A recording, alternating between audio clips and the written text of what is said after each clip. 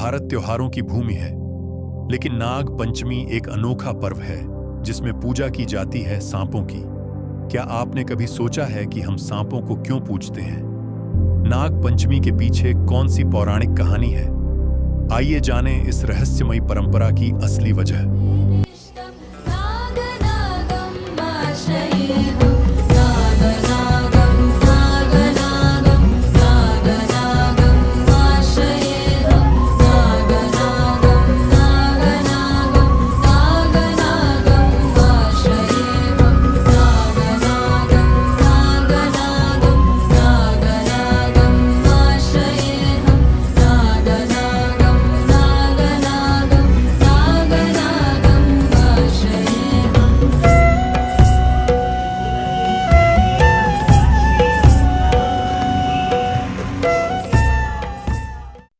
हिंदू धर्म में नागों को दिव्य माना गया है।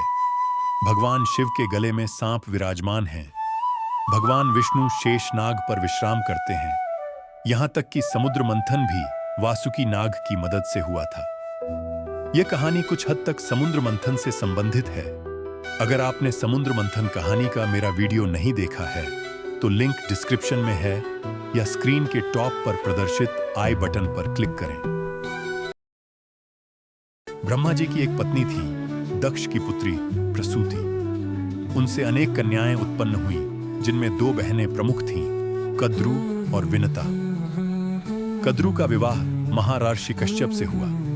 एक दिन महर्षि कश्यप कद्रू की सेवा से प्रभावित हुए और उनसे किसी वर्धन से मांगने को कहा। कद्रू ने वर्धन में 1000 बच्चों का वर मांगा। इसके बाद कद्रू 1000 नागों की मां बनी और इस तरह उन्हें नाग माता कहा जाता है। कद्रू ने नागों को जन्म दिया और विनता ने गरुड़ को। ये दोनों बहनें आपस में ईर्ष्या और प्रतिस्पर्धा में रहती थीं। पुराने पुराणों के अनुसार उनके बारे में एक कहानी है। समुद्र मंथन के दौरान कई रत्न निकले थे। उनमें से एक उच्चैःश्रवा का सफेद घोड़ा था। एक दिन कद्रू और विनता ने घोड़े उच्चैःश्रवा के रंग को लेकर शर्त लगाई।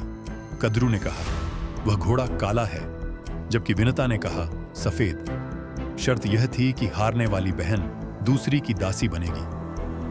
अपनी जीत पक्की करने के लिए कद्रू ने छल करना चुना।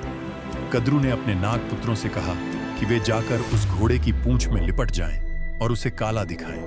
कद्रू माता की बात सुनकर उसके पुत्रों ने कहा कि हम यह अधर्म नहीं कर सकते। तुम छल करके जीतना चाहते हो, यह उचित नहीं है।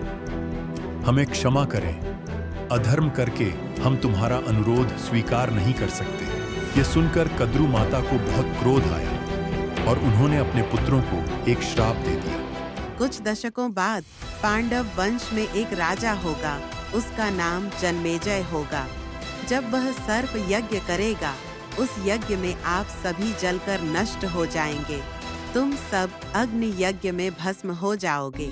यह सुनकर कद्रू के पुत्र भयभीत हो गए और ब्रह्मदेव के पास जाकर उन्हें सारी बात बताई। उनकी बात सुनकर ब्रह्मदेव ने उनसे कहा कि चिंता मत करो। कुछ समय बाद यायावर वंश में एक तपस्वी ब्राह्मण जरत्कारु का जन्म होगा। तुम अपनी बहन से उसका विवाह कर लो। उनके संबंध से अस्थिक नाम का बालक जन्म लेगा, जो राजा जन्मेजय द्वारा किए जा रहे यज्ञ को रोकेगा और तुम सबकी रक्षा करेगा। महाभारत युद्ध के बाद अर्जुन के पौत्र परीक्षित राजा बने। एक दिन जंगल में प्यासे राजा को एक अर्षि समाधि में मिले। आशी ने कुछ नहीं कहा तो परीक्षित ने उनके गले में मृत सांप डाल दिया। यह अपमान जर्षि के पुत्र श्रृंगी को ज्ञात हुआ। क्रोध में उसने शाप दिया, 7 दिन में तक्षक नाग तुम्हारे प्राण हर लेगा। 7वें दिन परीक्षित ने खुद को एक ऊंचे टॉवर में बंद कर लिया, लेकिन तक्षक ने एक ब्राह्मण का रूप लिया और चुपचाप भीतर घुसकर राजा को डस लिया। शाप सत्य हुआ। राजा परीक्षित की मृत्यु हो गई। परीक्षित के पुत्र जन्मेजय जब बड़े हुए, उन्हें पिता की मृत्यु का कारण बताया गया। उन्होंने नागों से प्रतिशोध लेने की ठानी। उन्होंने एक सर्प यज्ञ की शुरुआत की, जिसमें अग्निकुंड में मंत्रों से नागों को खींचकर जलाया जाने लगा। तक्षक समेत कई नागों की मृत्यु हो गई। पूरी नाग जाति संकट में आ गई। तभी वहां एक चमत्कारिक बाल साधु पहुंचा, आस्तिक। वह ब्राह्मण और नाग माता मनसा का पुत्र था।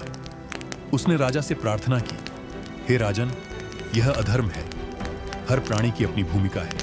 कृपा करें और यह यज्ञ रोक दें। राजा जन्मेजय ने पहले इनकार किया, लेकिन आस्तिक की बुद्धि और संयम ने राजा का हृदय बदल दिया। राजा ने यज्ञ रोक दिया।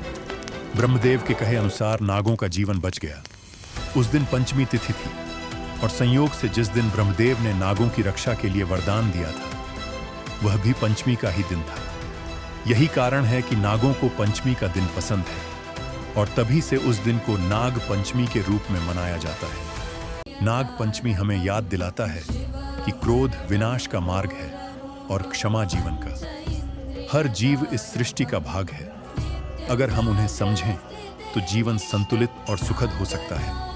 आइए नाग पंचमी पर सिर्फ दूध न चढ़ाएं, बल्कि धरती के हर प्राणी के प्रति करुणा और सम्मान का संकल्प लें। नाग पंचमी की शुभकामनाएं।